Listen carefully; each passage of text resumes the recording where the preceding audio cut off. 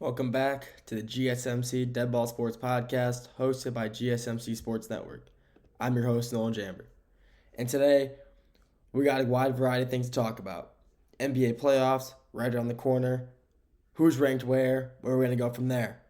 Then we got who we're going to rank, NBA first team, second team, third team, sticking with the NBA. Bounce over to the NFL, talk about the Cleveland Browns, a lot going on over there. Let's talk about that. Then we're going to go to the MLB power rankings for only 2 weeks into the season, but never hurts to, talk about some power rankings too so early. Never hurts. And then finally, we ended off with the MLB lockout, potential MLB lockout at the end of the season. Before we get any of that, though, tips and donations.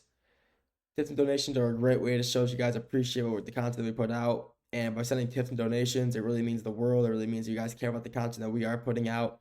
So if you do want to tip or donate, please feel free to do so with the link in the bio description if you're watching this through the video. If you're in the live stream, the super chat and the stickers are the best way to do so. If you don't want to donate, you want to leave a comment, that's all right. That's perfectly okay as well. If you're in the live stream, live chat, I'll get to that as soon as I see it.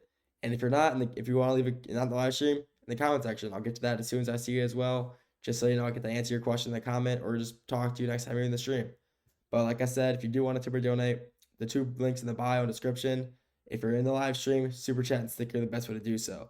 I love just being able to donate really means a lot. So if you guys feel free please do so. With that being said, let's get into the content for today, shall we? Like I said first, the NBA postseason. Right around the corner. This is the best time of year for the NBA. It's the best. Postseason basketball. Who doesn't love some good postseason basketball, am I right? The vibes are the best, the players play the best, and they're playing for something. The NBA championship. One of the most important, probably the most, obviously it's the most important time of the year.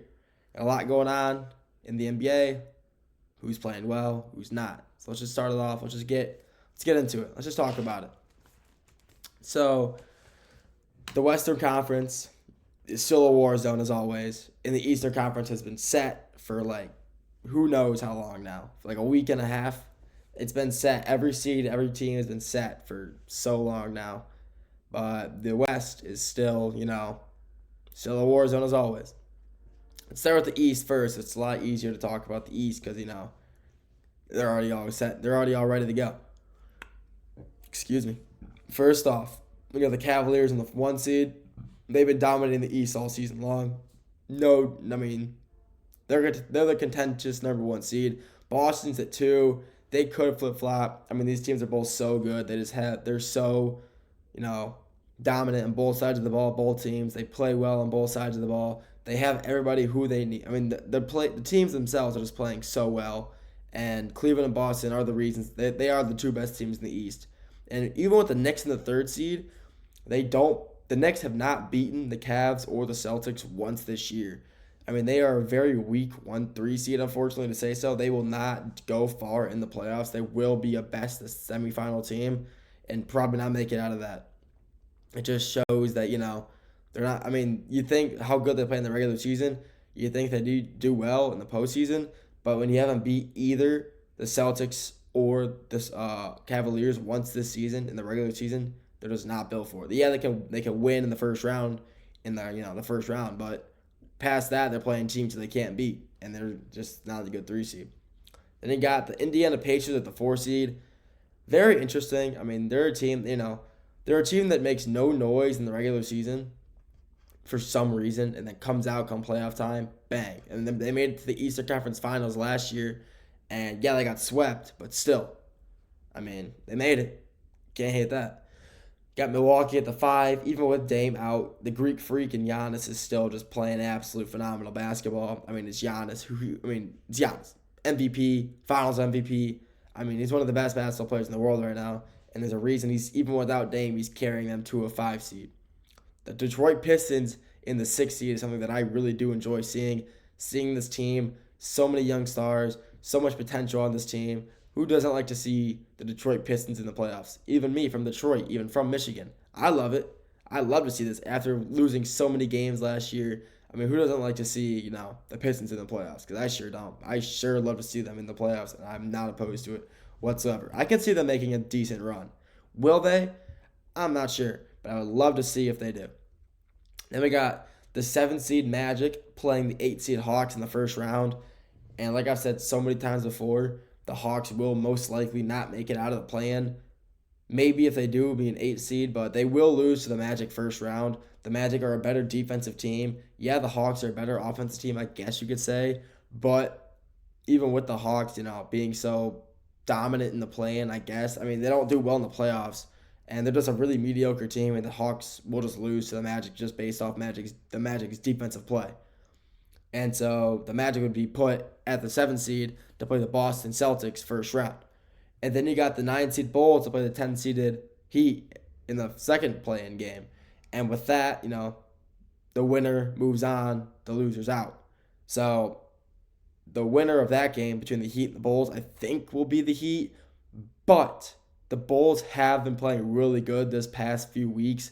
And actually, take that back. The Bulls will win this game because of how well they've been playing. They're hot. They've been playing really good the past few weeks. Even with the Heat, I mean, Duncan Robinson, Tyler Hero, Bam Adebayo. I mean, they're just not as good without Jimmy Butler, who is their star.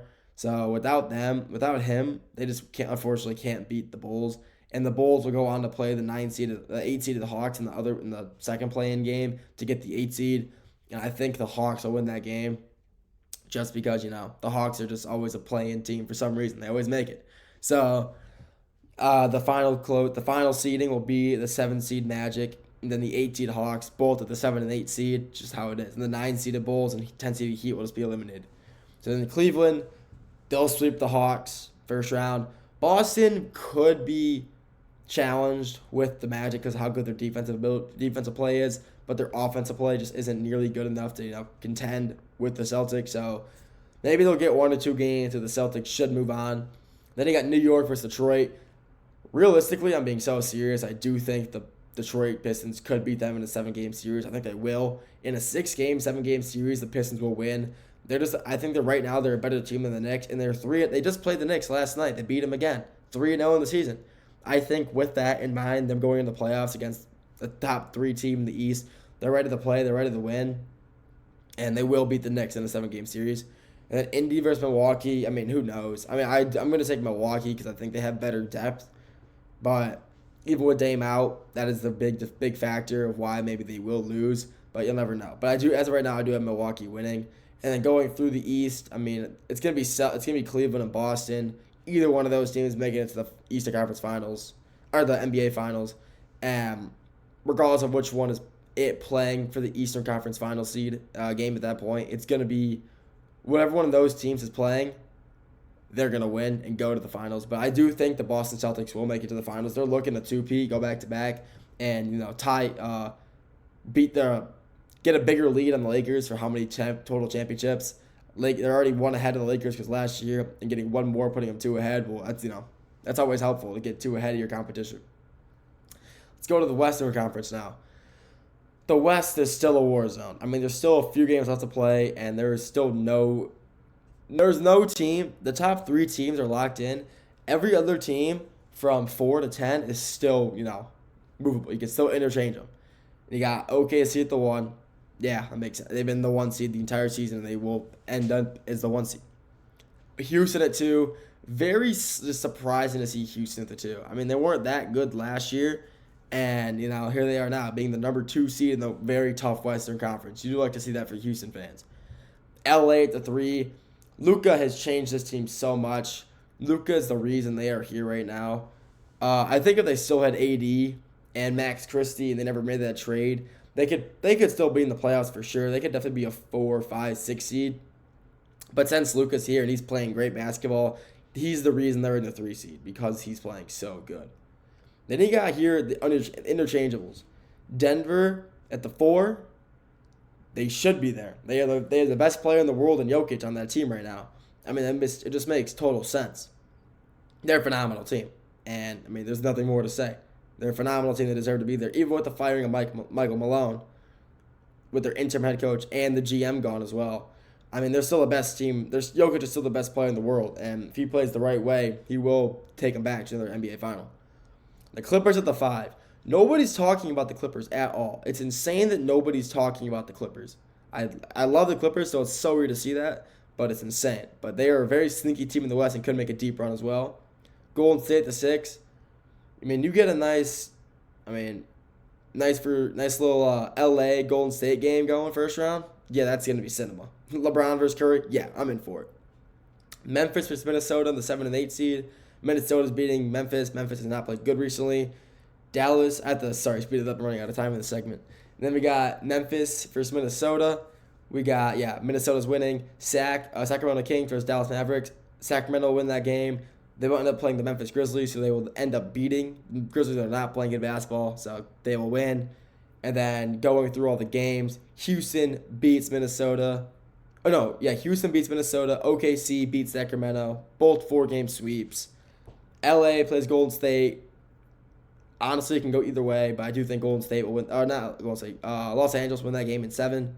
Then Denver versus Clippers. I think the Clippers with Zubac at their center could possibly, hold Jokic to less points, but I still honestly think Denver's just too good of a team to not win first round. And at the end of the day, I do think the Lakers could go to the NBA Finals. I think they can make a push, make it to the Western Conference Finals, play Boston, where they will end up beating Boston to retie the lead for how many championships total are in the for combined both teams, both at 18. So I do kind of hope LA wins it. Also, they tie it back up, and this rivalry keeps getting all this media attention. I mean, it's the two most historic rivalries, and they do deserve to be both in the NBA championship game. And whoever wins it, come down to whoever's the better team at the end of the day. That's all we got for this segment. After the break, we're going back to the NBA. We're talking NBA team not power rankings, but NBA first team, second team, third team, who I think will go where. And then we're going to the MLB, and then the NFL as well, Cleveland Browns, then back to the MLB. We got season lockout potentially, and power rankings for the first week of the year, first 2 weeks. We'll get to that as soon as the break is over. I feel like I'm losing my mind. Is everybody in the world blind? Please, Lord, give me a sign, a sign. I feel like I'm losing my mind. Is everybody in the world blind? Please, Lord, give me a sign, a sign.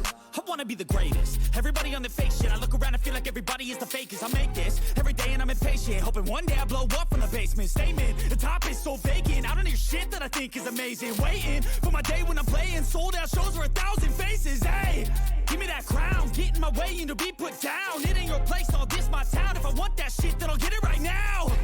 I'm losing it, the noose it fits, I'm losing shit. A stupid myth, you choose to live or choose to dip. You choose to fight or lose your grip and lose a gift.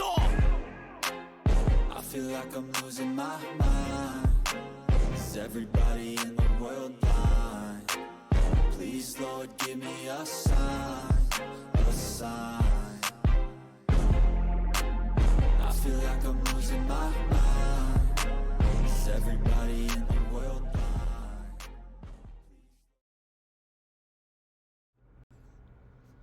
Welcome back to the GSMC Dead Ball Sports Podcast, hosted by GSMC Sports Network. I'm your host, Nolan Jamber. First segment, we went over NBA postseason, NBA playoffs, right on the corner. Talked about that. This segment, NBA all-player teams. We're talking about NBA first team, second team, third team. Maybe we'll talk about, all defensive team, all that. But then we're going to the Browns after this, and then MLB for the final 2 segments after that. Before we get into all that, though, tips and donations. Tipping and donating really means the world. If you guys tip and donate, it shows that you care about the content that we are putting out. And if you donate and tip, it really means that you like the content. And by donating and tipping, we will put out the best content that we possibly can, so you're able to enjoy the live streams. So if you do want to tip or donate, if you're not in the live stream, the 2 links in the bio description. If you are in the live stream, super chat and stickers are the best way to do so. Even if you don't want to live stream, leave a comment. I mean, I love being able to talk to you guys. If you're in the live stream, type it in chat. I'll see it. I'll get to it as straight as I can, as fast as I can. If you're not in the live stream, I'll see you in the comment section. Comment in there. I'll respond to that as well. I mean, That's what I'm here for. It's my job. I love to talk sports. I love being able to talk to the fans. So leave a comment if you want to. I'll get to it as soon as I can. But like I said, if you want to tip or donate, the 2 links in the bio description for when you're not in the live stream. If you are in the live stream, super chat and stickers are the best way to do so. With that being said, we got the NBA all-player teams. I mean, this season there's been so many players on so many teams who have just proved themselves to be some of the best players in the NBA. You got these all-rookie teams. You got some of the best. I mean, we got a great, not really the strongest rookie draft class, but you got some really good players. Like obviously you got Jared McCain. He's hurt, but he was definitely the rookie of the year, contender, winner. He was gonna win it. Stephon Castles for the Spurs, great pickup for them. I mean, he's just proved even with Wemby out, the Spurs obviously aren't playing the best, but he's stepped up and he's helped his team so much. But I mean, I made a list of who I think will be NBA first, second, and third teams. So I want to get into that. NBA first team, obviously. SGA running the 1. SGA's obviously the leader of the MVP conversation. I don't think he's the best player in the world. I don't think he deserves it. But he has taken the OKC Thunder to a number 1 seed. I mean, for what he's done, he's averaging 35. I mean, yeah, you're going to be a first-team all-player when that happens. I mean, you can't deny the facts there. You got Donovan Mitchell at the 2, the other member of the other guard for the first team. I mean, he's also leading the Cleveland Cavaliers to another 1 seed. One of the best guards in the game. He shoots. He plays good defense. I mean, you just had to put him at the 1 seed, especially for how good he's played with the Cavaliers this season. Then you got, obviously, Jason Tatum for the Boston at the 3. Jason Tatum's probably the best forward of the NBA right now. I mean, he's just so big. He's just so talented. I mean, there's just nothing this guy cannot do. He just shoots. He plays defense. He's nothing he can't do. For how big he is, he should not be able to shoot a 3 ball so consistently, and he does it regardless. And then just watching him play is so beautiful. He plays the game very well. Giannis at the 4 and Jokic at the 5. The 2 best bigs in the world, Jokic and Giannis, deserve to be there. No doubt about it. Jokic should win he is the MVP in my opinion. He's the best player in the world, but I mean he's averaging a triple-double. But he's a first-team all NBA player, and no one can debate that. Then you got Giannis, who's also averaging he's also almost averaging a triple-double. He's averaging a double-double and 1 assist, 2 or 3 assists short of averaging a triple-double. He's phenomenal. And I'm not just saying he should be there because he's averaging a triple-double. I'm saying he should be there because of how good he's played all season. Even with Dame being out, he's led this Bucks team through so much, and he's going into Detroit. He's playing in Milwaukee and in Detroit this week, to try to clinch the 5 seed. If they win, both those games will be a 5. If they go 1-1, I'm pretty sure they'll still be a 5, but it's going to be a great series regardless, and I'm excited to see how he can handle that, if he can really carry the Milwaukee Bucks through the playoffs. We'll have to wait and see, but I do think he is obviously one of the best big forwards in the game, and he deserves to be in the first team All-NBA. Let's go to second team. I mean, you got Steph Curry, still the best shooter in the league. I mean, Steph Curry has not lost his touch. I would put him in the 1 All-NBA first team, but SGA has to take his spot. Curry is still the best shooter in the game and probably the best shooter ever and best three-point shooter ever, I'll say. And he still hasn't lost his touch after all this time. He deserves to be second team at minimum. Ant-Man at 2. Ant-Man is so physical. He just plays so aggressive. He can play all 3 levels. And for leading the Timberwolves to the play, I mean, granted they're a play-in team 8 seed right now. I do think they'll go farther than they have in the past, though. I'm excited to see how well they do. I think that obviously they beat the Grizzlies first round to play Houston, in the first round of the playoffs. I still think they'll lose. Maybe not sweep, but Houston's just so good, and the Western Conference is so difficult that he can be, I don't know, he can be surrounded by all-stars and maybe still lose. I mean, they got Rudy Gobert, one of the best defenders in the league, 4 DPOYs. But other than that, I mean, you don't got the craziest support. Julius Randle's averaging 20, huge pickup for them. But Ant-Man in the 2 and the second team, I mean, it just makes sense for me, honestly. He just plays so good. How can you have an NBA All-Team without having LeBron James? Enough said. Just LeBron James. That's all you need to know. It's LeBron James for the small forward, honestly, on the second team All-NBA. Evan Mobley for the Cavs, one of the most slept on players this year. He's played such good defense. He's also contender for DPOY, him and Draymond, but he's just played so good for the Cavaliers this season, and no one's really talking about him. He's a great forward. He just plays great paint defense. He plays very good offense as well. He's like a better offensive player in Rudy Gobert and still plays like just the amount, if not better, defense than Rudy Gobert. Then he got Karl Anthony Towns out of the New York Knicks, traded to the Knicks this season, and he has not stopped playing the way he had even in Minnesota. He's playing phenomenal basketball. He's still shooting threes. He's still making them. He's still going up in the lane, still driving. He's still getting blocks, getting boards. I mean, he's still doing it all, even in the Big Apple. He hasn't changed his play one bit. And, he deserves to be on second team all-team. And then we got a third team. Let's start it off. Jalen Brunson out of New York as well. I got two Knicks back-to-back. The Knicks, they're not I don't think they will do too hot in the playoffs. But they are a pretty good team, Individually, they got some great players. Mikal Bridges, Jalen Brunson, obviously Cat. I mean, you got great players. It's just Jalen Brunson isn't nearly as good compared to, Curry and SGA. He could be second team, but Curry still got his touch. Then we got my favorite player, Cade Cunningham. The paradox, some call him. It's pretty funny. But, Cade Cunningham deserves it. He's just led this Pistons team all season long to the point to where they are.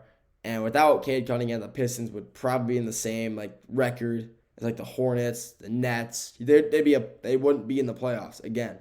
So Cade Cunningham 100% deserves to be there just on how well he's played this season, leading the Pistons to where they are. It's just great to see him on this list, honestly. I had to include him, and it's just a matter of where I was going to put him. Then you got, who else but Tyrese Halliburton, another guard out of the East. Another player that just played so good for the Pacers. He's the only Pacer on this list, but he deserves it. He's a great guard. He's a great playmaker. He's one of the best playmakers in the NBA, and he 100% deserves to be there. Then you got Jaren Jackson Jr. out of Memphis, another person contending for the DPOY. He's just such a good player. He's the only player at Memphis on here as well, and he deserves to be there. His defensive play is phenomenal, and he's never lost his touch. Even when he was at Michigan State, he never lost his ability to play defense. He's always there, and he's a great interior scorer as well. To end it all off for third team, their center, Alperen Sengun out of Houston, 100% deserves to be on this list, no doubt in my mind. He's not the star of the Houston team, but he's an anchor. Without him, the Houston Rockets aren't nearly as good as they are right now. He's such a good player, such a huge role player for them. He's not a role player, I'm saying. He's such a huge player for the role. He has a huge role on the team. And, for what he's filled in, for what he's done for this team all season long, no one can doubt that he's an all-NBA player. No doubt in my mind. And honestly, I think there can be adjustments to this list. Players who didn't make it. Players who should be on it, shouldn't be on it, But this is just my opinion. Obviously, it's my opinion, so I don't really care what anybody else has to say about that. I think it's not a perfect list. Obviously, I know it's not a perfect list, but I just think it's the best fit for who I like the most and who I think deserves to be there the most. That's all we got for this segment. Next segment, we're switching it up, going to the NFL, talking about the Cleveland Browns. To end it off, we're talking MLB, player lockout, and MLB power rankings for the first few weeks. We'll get right back to that after the break. Looking for your daily fix of sports talk without having to pay for it? GSMC Sports Network is available on YouTube. Just search GSMC Sports Network. Get your fix of daily sports talk shows on YouTube, absolutely free. NFL, college football, NBA, MLB, MMA, UFC, fantasy football, and so much more. GSMC Sports Network has shows running all day long, with new sports shows starting every 2 hours. Just like on your favorite cable sports channel, except GSMC Sports Network is absolutely free. Just search GSMC Sports Network on YouTube to catch one of your new favorite shows, like the GSMC College Football Podcast, Chip Shot Football Podcast, Hoops and Heels Women's Sports Podcast, GSMC Basketball Podcast, and so many more. Check it out for yourself. GSMC Sports Network, now available on YouTube absolutely free. Search GSMC Sports Network on YouTube right now.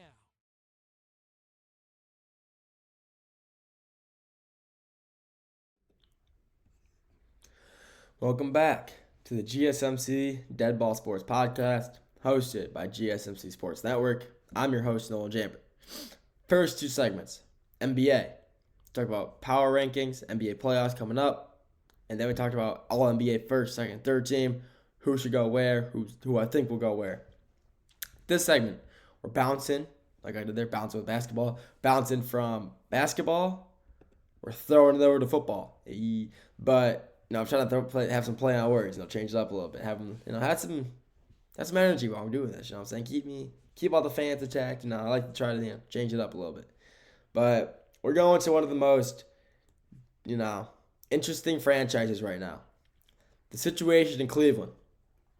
The Cleveland Browns, unfortunately, because as you know, I'm from Detroit, I'm from Michigan, I'm a diehard Lions fan. However, when Baker Mayfield got drafted to the Browns, I became a Browns fan. They're still, nowhere near how much I like the Lions. It's like a 95-5, maybe like an 80-20 split. I love, when the Browns are on, I'm watching them. But the Lions are on, I'm watching them instead. But I love the Browns. I like following the Browns. It's a team I enjoy watching for some reason. So, the Cleveland Browns have a very interesting situation they got going on. First off, Deshaun Watson. They signed him 2 seasons ago. 5 years, $250 million. 5 years, $250 million guaranteed. Not just in the contract, it's guaranteed $250 million.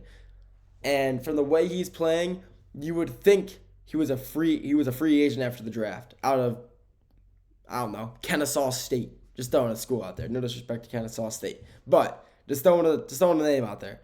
I mean, he just hasn't played nearly as good as the Browns organization wished he was playing. And everybody knows it. Everybody in the NFL knows that, he's not playing the football that he should be playing. But you know what's bad? When your owner says something about it. In the coaches meeting a few weeks ago, the Cleveland Browns owner, he said the words, when Jim Haslam, the owner of the Browns, said, and I quote, "We took a big swing and we missed," end quote. When your owner is saying that, you messed up bad. You know that you messed up when even the owner, the GM said, you took a big swing and you missed. That's a horrible thing to say, especially while he still has 2 years under contract. They're not going to trade him. They don't want to trade him or cut him. That's too much dead money. They want to at least, utilize him, have him there while he's there. You cannot just cut him. It's just, as of right now, he still has $173 million in his contract guaranteed and $46 million to pay him. They have $46 million to pay him and $173 million in cap space remains in his contract. So they still have to pay him a lot of money. And there's no point of just cutting him loose and giving him $200 million for free. And, it's just not smart. So what they should do, before I get into that, what they did, which they could, helped a lot, they re-signed Joe Flacco to a 1-year, $4 million deal, which is an absolutely huge move for them. Joe Flacco was a great quarterback for them in that 2022 season when Deshaun was out, when they signed him and he couldn't play because of injury, and he was on suspension still from the NFL. But they signed him, and he did really good. He did great for the situation that he was put into, and they re-signed him today, actually, at pretty early in the morning. It was a pretty early announcement, I believe 8 a.m., 7 a.m. announcement, and that's a huge pickup for the Cleveland Browns. He is getting pretty old. He's still got it in him, though, so, can't hate that, but he's still got it in him, and what he's doing with this team could be good. Last time he came in, he really helped the organization. People were enjoying watching them play because he was putting up good numbers on a team that was trying to make a playoff push because, they made it in 2020. And when they made it, they had a great run. They manhandled the Steelers first round, lost to the Chiefs second round on a bad no targeting call. it really did stink to watch them lose. But the Joe Flacco pickup was an absolutely massive pickup for them. And what the potential that he has on this team, again, with the weapons that he will have around him, he'll have Jerry Jeudy. If they draft Travis Hunter at that second overall pick, I mean, this team is going to be so good on the offensive side of the ball. Their defense is not really an issue. They had their secondary and Cam Ward, phenomenal safety, re-signed Myles Garrett. They could, what I think they will do, I think they obviously draft either, with them just picking up Joe Flacco, I think now they draft Travis Hunter with the second overall pick, trade up to later first round, mid first round, and get Shadur if he's still on the board. Because Abdul Carter, that'd be a great pickup for them as well, but he's gone. He will not be there by the time they get a pick again. There's just no way. I mean, yeah, the Titans are going to pick him first overall. That's Cam Ward. But the Giants could take Abdul Carter. I mean, if the Browns select Travis Hunter, the Giants get Abdul. If the Browns select Abdul, the Giants get Travis Hunter. I mean, there's no way either of them are still available by the time the Browns trade up, unless they trade for the third overall pick, which the Giants will not accept. There's just no way. But they could end up, drafting Travis, trading up, get Shadur, and, I mean, that offense would be insane. You got the team chemistry already from Colorado with a vetted quarterback like Flacco. I mean, this Browns team is going to be very interesting to see for sure. I mean, the Browns know what they have to get. Yeah, they'll get a few linebackers, get some few D linemen, maybe. I mean, they're deep. Their secondary is not bad at all. Their secondary is not really a concern for them. They weren't losing games last year because of how many points they were letting up. It's because they weren't scoring enough points on offense. That was their problem. Their defense is only letting up about 2 touchdowns, maybe 3 touchdowns a game, which honestly is not bad considering how good NFL players are, like how good these kids are built nowadays, how fast, how agile, how good they are. Letting up 2 touchdowns a game isn't too bad. It's just when your offense is putting up 3, 7, 10 points and you're losing games like that. I mean, it's just a bad look. And towards like the last 3 games of the season, they weren't making the playoffs. They won 3 games. They just started to sit all their starters anyway. So they're going to rest them up. Yeah, towards the end of the season, you can look at the box scores. They were letting up more points, and that wasn't their starters. That was their second, third strings practice squad guys. So they should honestly, look into. Obviously, it's going to be Travis, probably second overall pick now, just because they got Joe Flacco. Trade up for Shadur, and then probably get some D linemen to match Myles Garrett on his other side. If Myles is going, right, get some kid, I'm going to say Abdul Carter. They won't get him. He will be gone, but pick him up on the other side. I mean, that'd be an insane duo. Abdul and Myles Garrett. I mean, that's an insane combination of players to have on one side of the ball. And plus, like I said, their defense is already good enough, so they don't really need, like secondary-wise, they don't really need any more secondary, but there's always plenty more to get. It never hurts to have more cornerback safeties, strong safeties. Never hurts to get guys of that, guys of that nature. Linebackers, their linebackers aren't, the best in the NFL. They're not the worst. They're very middle of the pack, so they could address some linebacker situation later in the rounds because linebackers, they do go kind of early, so you would have to, second, third round guys. If you're that good, a first round linebacker. But they should address the linebacker situation probably in the third or fourth round. There can be some guys, who are sitting around waiting to get picked. So at the end of the day, we're just going to have to wait and see how that turns out. They should, obviously go Travis Hunter first, possibly Shadur if possible, and then they'll go from there. Go defense after that. The running back room is fine. Offensive line is really good. I think their offensive line is good. People don't, but I think they have they're good enough offensive line to, protect Joe Flacco. They can always make trades as well. They have a lot of cap room, even with this Deshaun Watson contract. They still have a lot of cap room, so they could make some quick 1-2 year signing deals for a few $1 million and call it quits after that. Make some moves and bang. Well, we will see in about 2 weeks, week and a half, when we're going to Green Bay for the draft. We'll see what happens with Cleveland. We'll see what happens to every team, but Cleveland Browns are going to be a very interesting team to see draft, who they'll pick, who will go where, and, what they decide to do. So they matter their time. That's all we got for this third segment. The next 2 segments, like I said, we're going to the MLB. We're talking MLB Power Rankings, Week 2, and then a possibility of a MLB lockout in 2026. We'll get right back to that after the break.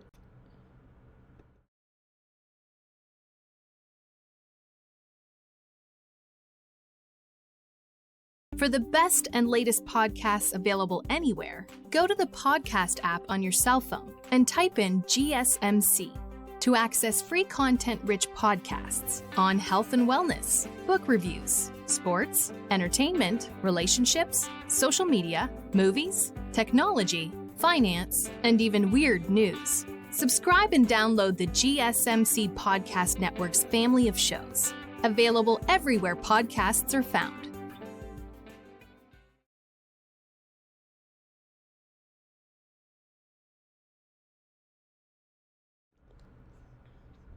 Welcome back to the GSMC Double Sports Podcast, hosted by GSMC Sports Network. I'm your host, Nolan Jamber. First, your segments.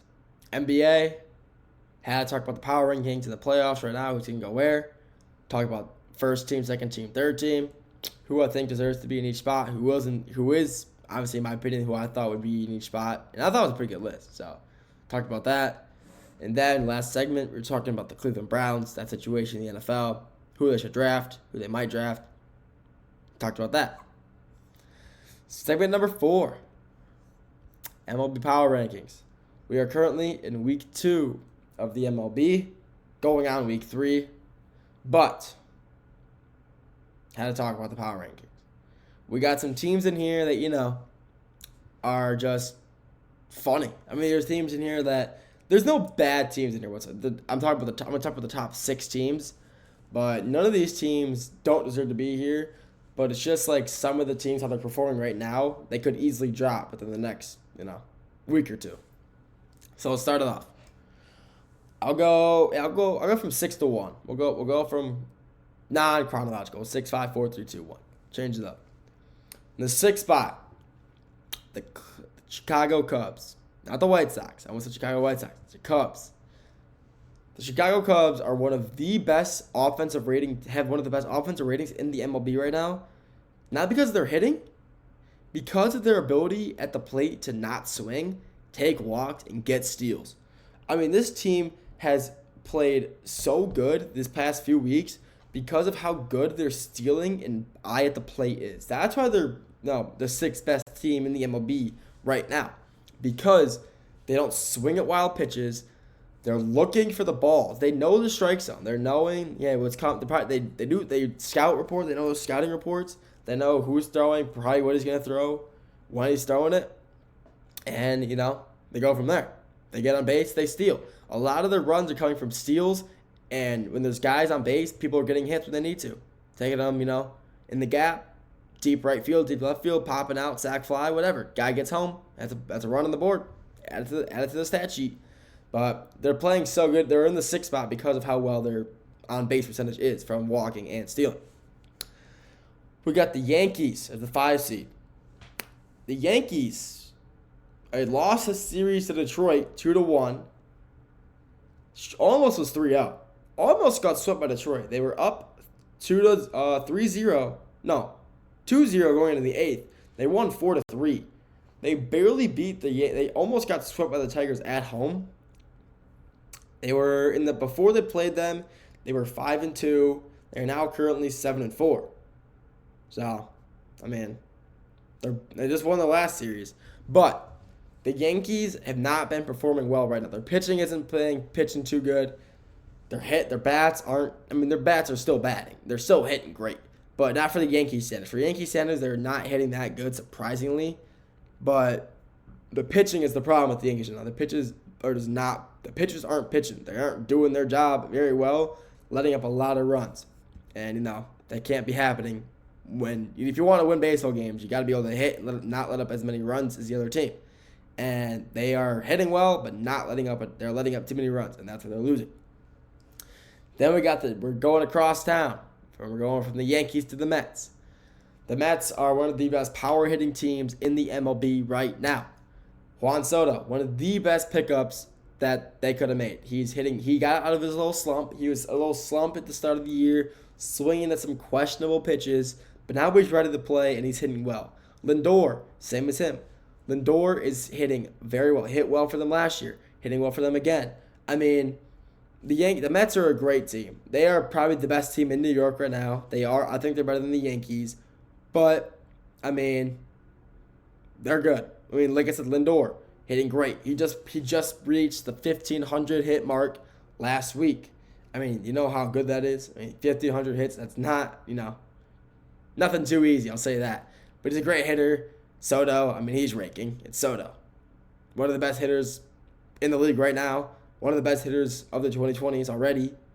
Not saying already, he's been in the league a little while. But still, I mean, that sign up for how much he was, it's looking like it's paying off right now. We got San Diego in the 3 spot. I mean, San Diego, one of the only teams to start undefeated with the Dodgers.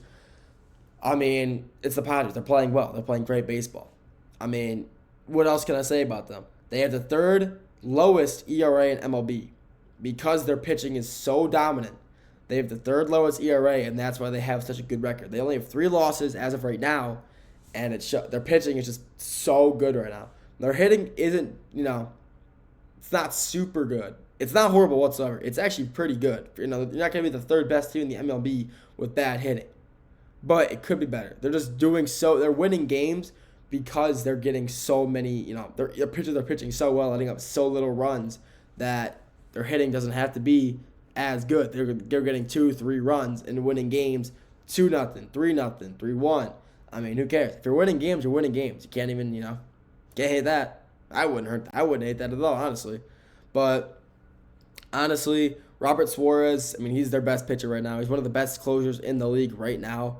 And him being able to come into games, finish them strong from the 7th inning when they need him to. I mean, a closer should be for the 8th and 9th. He comes in the 7th and he just does his thing. And Robert Suarez is one of the reasons the Dodgers are doing so well because of his pitching ability. You got the Phillies in 2, Red October. I love the Phillies. Phillies are one of my favorite teams in the MLB. I love watching them play. Kyle Schwarber, he's hitting. He's always been a hitter, and he's fine. He's got his rhythm again, and he's hitting.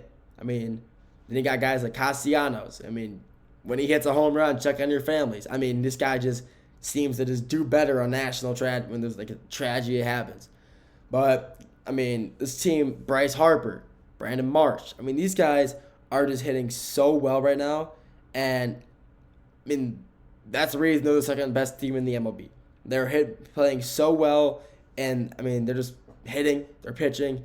I mean, they just have some of the best hitters. Like I said, Kyle Schwarber, Castellanos, Bryce Harper. I mean, Bryce Harper is one of the best players of the MLB. I'm not going to say in MLB history, but the 2010s era, he was probably my favorite player behind Mike Trout that wasn't on the Tigers. And he's still playing good he's been in the league a little while, but he's still playing great baseball. I mean, this Phillies team is just hitting so well that, I mean, they're going to make a run because of how good, because their plate discipline is just like the Cubs, except they're hitting a lot. They're hitting better than the Cubs, and that's why they're also scoring so many runs a game. And then at number 1, who saw this coming? Not me. The Los Angeles Dodgers, the reigning MLB champions. Who would have thought the team with the... You know what's funny? Not even the biggest payroll in the MLB, and they're the best team. They're the 3rd. They have the 3rd highest payroll. You got the Mets, both teams in New York. Mets, Yankees. Then you moved to LA. I mean, it's the 3 biggest market teams in the world, New York and LA. You would think the Angels would be on there too, because they're LA, but they're not. Angels are having a good season though, 8-4, playing good. But let's go back to the Dodgers. I mean, it's LA. I mean, they started 9-0, lost to the Cubs. Started 9-1, lost 2 more, 9-3. I mean, 3-game losing streak. I mean, for a team that started 9-0, you never want to see a losing streak. But, I mean, it's still the Dodgers. They can be on a 5-game losing streak and go on a 20-game win streak. It's the Dodgers. No one is stopping the Dodgers right now. I mean, Blake Snell, Clayton Kershaw. I mean, Blake Snell's pitching great while Kershaw's out. When Kershaw comes back, they will just be back to full strength. I mean, Blake Snell's a phenomenal pitcher as well. I mean, who else? I mean, the Dodgers are just the best team in the MLB. They are so good on every side of the ball. They're hitting. They're fielding. Freddie Freeman, Mookie Betts. I mean, these guys play phenomenal infield ball. phenomenal bat play. I mean, these guys are they probably will go back-to-back. And on paper, I've said this before, they are the best team historically on paper. I think they are the most talented team on paper ever. Yeah, you could say, ooh, the 1980 Yankees. Nostalgia's the thing. I'm telling you, it's because of nostalgia. I guarantee you any team from the 80s, 90s play the current Dodgers, they lose by 5, maybe 5 is too much, 2 runs minimum. The Dodgers are just so good nowadays. They're just such a good team that they play any team from any era and they win. They are just possibly the best team ever on paper. And if people are watching this and disagree, I'm sorry, but that's just my take. I think they're the best team ever on paper. And with the roster they have, no one can tell me otherwise. You have the best two-way player of all time in Shohei. He's already the best two-way player ever. You don't steal 50 bags and get 50 home runs in a single season. The first player to ever do that, by the way. 50 stolen bags and 50 home runs in a single season. First player ever. You don't just do that. You don't just do that. I mean, that's just actually insane. And he wasn't even pitching last year. And he's not going to pitch again this year. When he comes back on the mound, I believe later this year or next year, he is going to be a force again. He will win another MVP. I mean, he's going to end his career with like 4 or 5 most likely if he pitches and bats again. I mean, like he used to. I mean, it's Shohei, best player possible. He's already. I mean, at this rate, he'll be one of the best players, possibly the best player ever, if he keeps this up. But before I wrap it up for this segment, I'm gonna go over it one more time. Rank them 6-1. We had Chicago Cubs at the 6, Yankees at the 5, Mets at the 4. Excuse me, I burped. I'm sorry. San Diego Padres at the 3, Philly at the 2, and the Dodgers at the 1. I think that's possibly the best list you can get. But if you think so, if you think differently, let me know. That's just my list. That's all I got for this segment. To end it off, staying with the MLB. MLB possible lockout. We'll talk about it right after the break.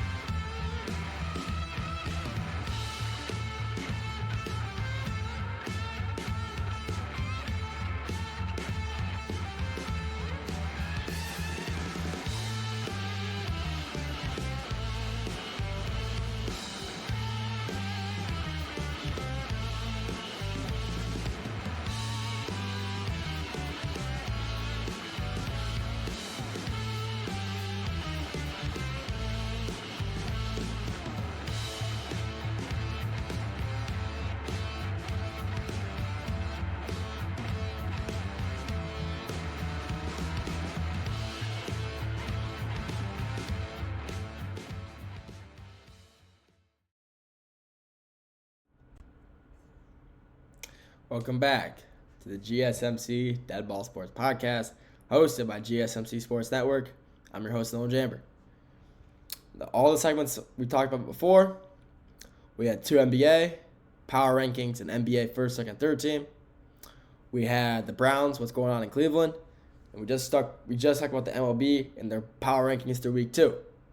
Finally, segment 5, to end it all off, we're talking potential MLB lockout towards the 2026 season. Lockouts are never fun. I mean, who enjoys watching people miss out watching your favorite sport because people just want more money? It's never fun. I don't enjoy it. I didn't enjoy the 2021 lockout either. I thought it was, I didn't enjoy it. We missed 2 weeks of baseball because of it. I wasn't happy, to say the least. But MLB lockout in 2026 is a very high possibility. Before we talk about why, I want to talk about the first one, the most recent one that happened. It started December of 2021, lasted 99 days. Couldn't make it to 100. And 99, I think that's pretty funny. Lasted from December all the way to March 10th of 2022. And like I said, they missed the first 2 series of the MLB regular season. No one liked it. Everyone thought, why are they sitting out? Well, obviously the guys got to make money.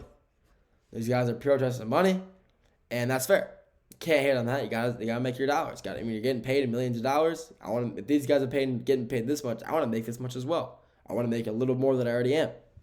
So, they came to decisions, paid their players. Cool, we're good.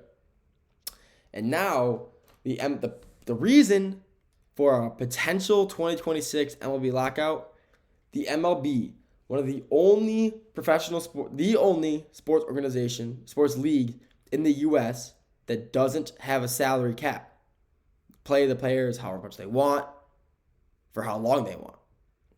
They are talking about implementing a salary cap at the end of this season, going into next season. And people don't like that. They have a set ceiling and a floor. So the floor, obviously, how minimum they get paid, ceiling, how much they can get paid. And players don't like that.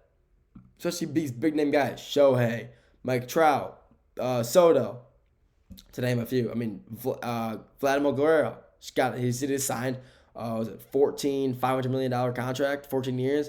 I mean, he's not going to be happy about that, especially after signing a huge contract like that. So, I mean, a lockout is most likely going to happen at the end of next season, and no one wants to see that happen at all. No one likes it. So, why it could happen? The lockout is when the CBA tends to expire, and then it expires in December 2026. So going into 2027, basically. So 2 years away.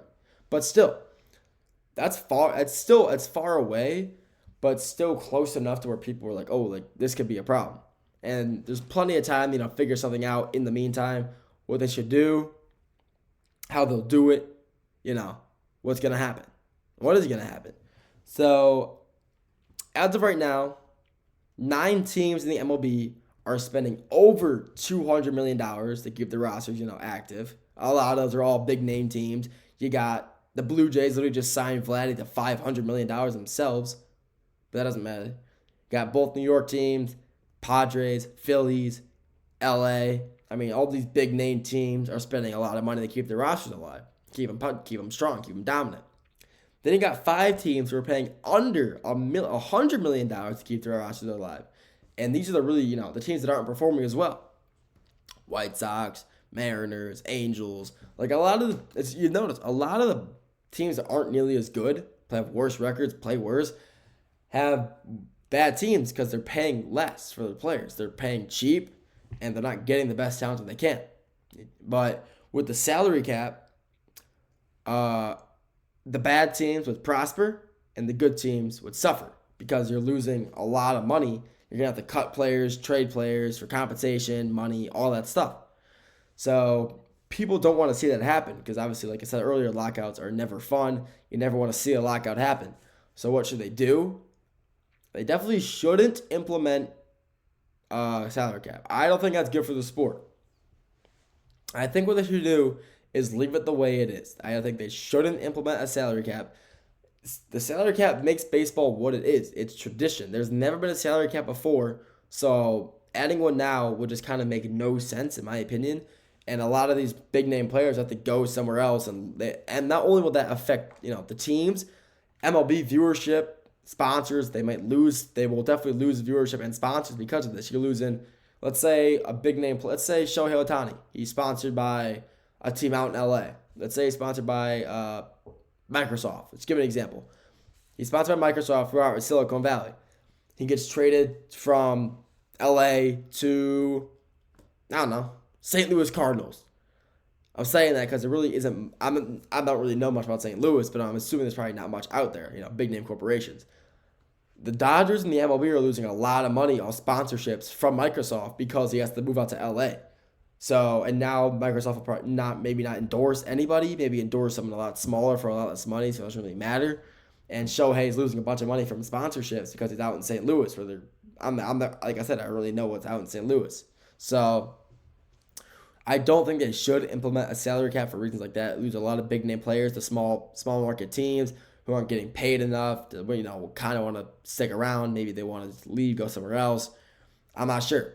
But I think MLB adding the salary cap would be bad for the sport. Just, like I said, losing a lot of big name guys, losing players you don't want to see in locations they don't want to be in. So at the end of the day, it's really going to be up to the players. It's not up to the league what they want to do. if they do implement a salary cap, it will be, I don't know, not the best decision for the organization, for the league. But if they don't, things will be perfectly normal. Everybody stays the same. And everyone's happy, gets their money. Fans are happy. They don't lose their favorite player. I mean, imagine like you're like an Angels fan and you lose Mike Trout. I mean, Mike Trout's like the only good thing you got left over there. No offense to Angels fans, but you guys really don't have much going on over there. Since you guys lost Shohei, at least, as well.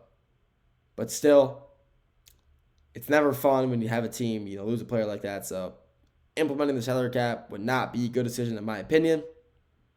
Adding it would be very catastrophic for viewership and money reasons as well. So at the end of the day, we will have to wait and see what the MLB decides to do. If they do decide to do it, interesting decision. But we'll have to wait until December 2026, which is still 2 years away, basically. But a year and a half, I guess. But in the grand scheme of things, that's right around the corner.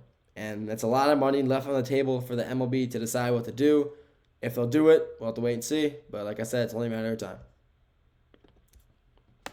Thank you all for tuning in to the GSMC Dead Ball Sports Podcast, hosted by GSMC Sports Network. Your continuous support really does mean the world. So if you want to, if you're on YouTube, please like, share, and comment. It's always the best when our fans get to promote our content, gets our names out there. It really means a lot.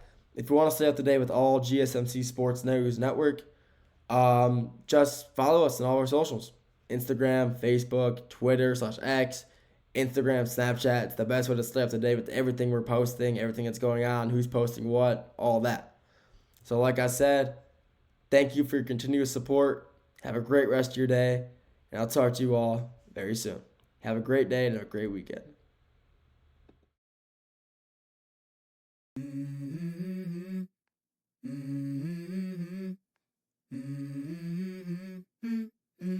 Let's go. I wake up to a little bit of drool on my pillow, feel like it's gonna be a bad day. Yeah, I'm tired of shit, and the coffee ain't hit yet, damn, ain't that great. I don't wanna go